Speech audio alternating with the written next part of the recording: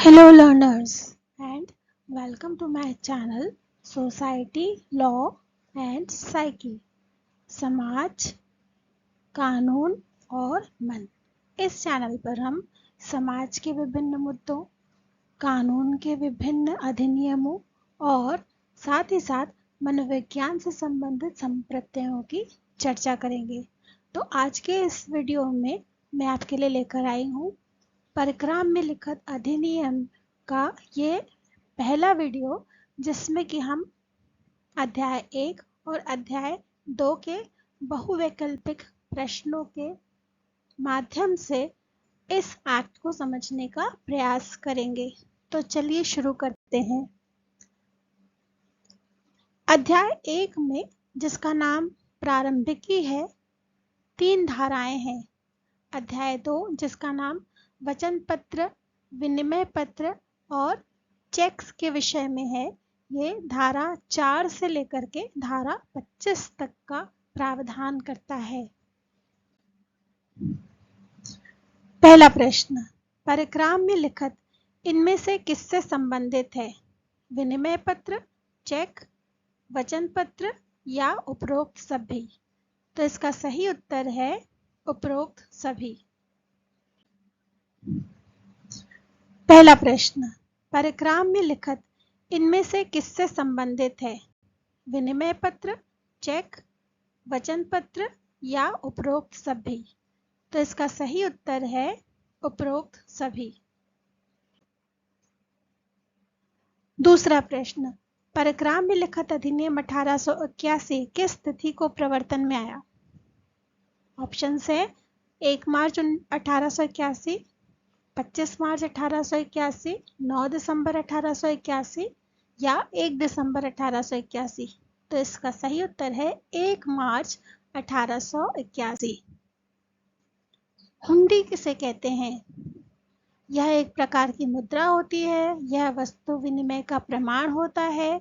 आपस में लेन देन का समय लिख कर दिया जाने वाला एक प्रकार का महाजनी चेक होता है, या उपरोक्त में से कोई नहीं। तो इस प्रश्न का सही उत्तर है आपस में लेन देन का समय लिखकर दिया जाने वाला महाजनी चेक।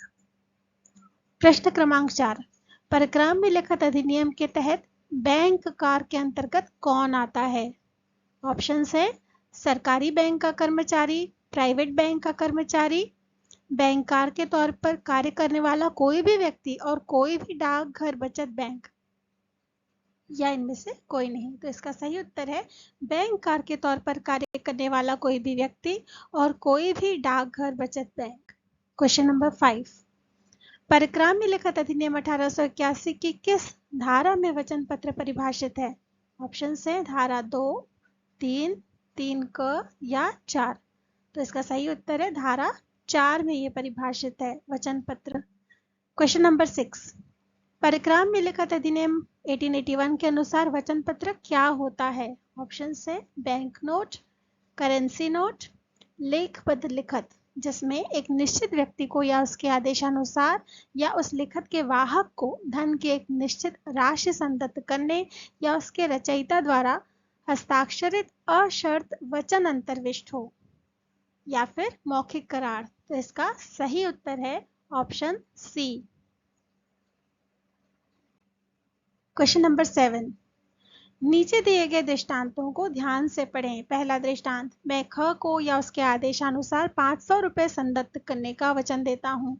दृष्टांत 2, मैं स्वीकार करता हूँ कि प्राप्त मूल्य के लिए मैं ख का 1000 रुपये का ऋणी हूँ जो मांग पर संदत्त किए जाने हैं। दृष्टांत 3, श्री ख, मैं आपका 1000 रुपये का देनदार हूँ।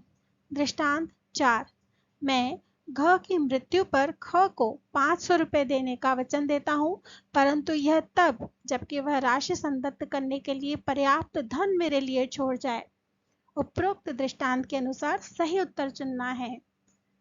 ऑप्शन पहला है दृष्टांत 1 और 2 वचन पत्र का सही दृष्टांत है, 3 और 4 सही दृष्टांत है, उपरोक्त चारों दृष्टांत वचन पत्र के सही दृष्टांत है, या केवल चौथा दृष्टांत सही है। तो इस प्रश्न का सही उत्तर है 1 और 2 दृष्टांत ही वचन पत्र के सही दृष्टांत हैं।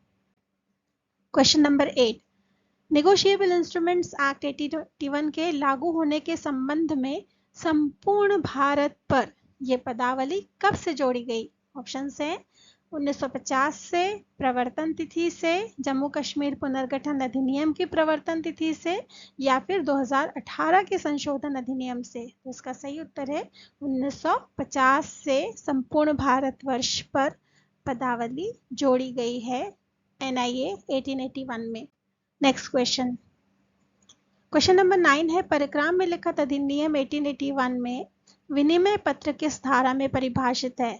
ऑप्शंस हैं धारा 2, धारा 2 क, धारा 3 या धारा 5। तो इसका सही उत्तर है धारा 5। क्वेश्चन नंबर 10 है, NIA में परिभाषित विनिमय पत्र में कितने पक्षकार होते हैं? 1, 2, 3 या फिर 4। तो इसका सही उत्तर है परिक्राम में लिखित अधिनियम के विनिमय पत्र में 2 पक्षकार होते हैं। क्वेश्चन नंबर 11, NIA 1881 में परिभाषित विनिमय पत्र के संबंध में इनमें से क्या सही नहीं है? ऑप्शन नंबर 1 है यह एक सशर्त वचन होता है, दूसरा है इसमें राशि निश्चित होती है, तीसरा है यह एक लिखित दस्तावेज होता है, चौथा है इसमें रचयिता के हस्ताक्षर होते हैं। तो इसका सही उत्तर है यह एक सशर्त वचन होता है, यह कथन सही नहीं है। क्वेश्चन नंबर 12, NIA 1881 के सेक्शन 6 में परिभाषित चेक एक प्रकार का विनिमय पत्र ही है। इस कथन के संदर्भ में आपको सही उत्तर बताना है। सत्य है ये कथन या असत्य है? तो इसका सही उत्तर है ये कथन सत्य है, अर्थात धारा 6 में परिभाषित चेक एक प्रकार का विनिमय पत्र ही होता है। क्वेश्चन नंबर 13, इनमें से कौन सा वचन पत्र का उपयुक्त उदाहरण है? पहला, मैं वचन देता हूं कि मैं निकटतम आगामी 1 जनवरी को ब को 500 रुपए संदत्त करूंगा और अपना काला घोड़ा भी परिदत्त करूंगा। दूसरा है, ग के साथ अपने विवाह के 7 दिन के पश्चात मैं ख को 500 रुपए संदत्त करने का वचन देता हूं। तीसरा है, मैं स्वीकार करता हूं कि प्राप्त मूल्य के लिए मैं ख का 1000 रुपए का ऋणी हूं जो मांग पर संदत्त किए जाने हैं। और चौथा, मैं घ की मृत्यु पर ख को 500 रुपए देने का वचन देता हूं, परंतु यह तब जबकि वह राशि संदत्त करने के लिए मेरे लिए छोड़ जाए। इनमें से कौन सा वचन पत्र का उपयुक्त उदाहरण है? तो इसका उत्तर है option c. Next question, question number 14 है, चेक एक प्रकार का विनिमय पत्र है जिसे उपरोक्त में से एक अधिनियम में परिभाषित किया गया है। सही उत्तर बताना है आपको। कौन से अधिनियम में चेक को परिभाषित किया गया है? NIA 1881 में, साधारण खंड अधिनियम 1897 में, भारतीय रिजर्व बैंक अधिनियम 1934 में, या फिर बैंकिंग विनियमन अधिनियम 1949 में। तो इसका सही उत्तर है चेक को परिक्राम में लिखित अधिनियम 1881 में परिभाषित किया गया है। नेक्स्ट क्वेश्चन, लेखीवाल या ड्रावर किसे कहते हैं? चेक पाने वाले को, वचन पत्र के माध्यम से वचन देने वाले को, विनिमय पत्र या चेक के रचयिता को, या फिर इनमें से कोई नहीं। तो इसका सही उत्तर है विनिमय पत्र या चेक के रचयिता को ही लेखीवाल या ड्रावर कहते हैं।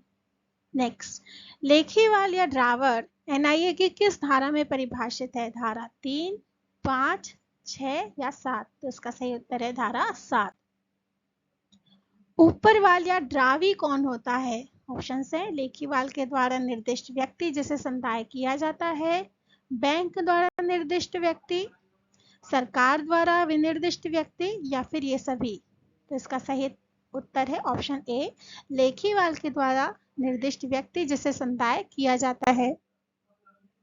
जिक्रीवाल या ड्रावी इन केस ऑफ नीड कौन होता है? ऑप्शन है, जब लेनगी के लिए किसी व्यक्ति का नाम सुझाया जाए, किसी विनिमय पत्र या उसके पृष्ठांकन के में ऊपरवाल या ड्रावी के अतिरिक्त किसी व्यक्ति का नाम हो जिसके पास आवश्यकता पड़ने पर लेनगी के लिए माना जाना है। जब किसी चेक पर पृष्ठांकन में किसी व्यक्ति का नाम हो या फिर जब किसी विनिमय पत्र पर लेखीवाल का नाम हो। तो इसका उत्तर है ऑप्शन बी, जब किसी विनिमय पत्र या उसके पृष्ठांकन में ऊपर वाले या ड्रावी के अतिरिक्त किसी व्यक्ति का नाम हो जिसके पास आवश्यकता पड़ने पर लेंगी के लिए माना जाना है, वो जिक्रीवाल कहलाता है। क्वेश्चन नंबर 19 है, धारक या होल्डर कौन होता है? ऑप्शन है वचन पत्र पर कब्जा रखने और उस पर शोध रकम उसके पक्षकारों से प्राप्त करने या वसूलने का हकदार। विनिमय पत्र पर कब्जा रखने और उस पर शोध रकम उसके पक्षकारों से प्राप्त करने या वसूलने का अधिकारी या हकदार। चेक पर कब्जा रखने या फिर वचन पत्र, विनिमय पत्र या चेक, इन तीनों का धारक या इनमें से कोई भी ऐसा व्यक्ति जो अपने नाम पर कब्जा रखने और उस पर शोध्य रकम उसके पक्षकारों से प्राप्त करने या वसूलने का हकदार हो। तो इसका सही उत्तर है ऑप्शन डी, धारक के संदर्भ में। नेक्स्ट क्वेश्चन है, अंतर्देशीय लिखत या इनलैंड इंस्ट्रूमेंट किस धारा में परिभाषित किया गया है? धारा 9, 10, 11 या 12। तो इसका सही उत्तर है इसे धारा 11 में परिभाषित किया गया है। अंतर्देशीय लिखत या इनलैंड इंस्ट्रूमेंट कहते किसे हैं? ऑप्शन है जिला विशेष की लिखत को, राज्य विशेष की लिखत को, भारत में लिखित या रचित और जिसे भारत में देय किया गया हो ऐसे लिखत को, या इनमें से कोई नहीं। तो इसका सही उत्तर है option c. Next question number 22 है, परक्राम में लिखत किस धारा में परिभाषित है? यानी नेगोशिएबल इंस्ट्रूमेंट को एनआईए एक्ट में किस धारा में परिभाषित किया गया है? ऑप्शन हैं धारा 10, 11, 12 या 13। तो इसका सही उत्तर है इसे धारा 13 में परिभाषित किया गया है।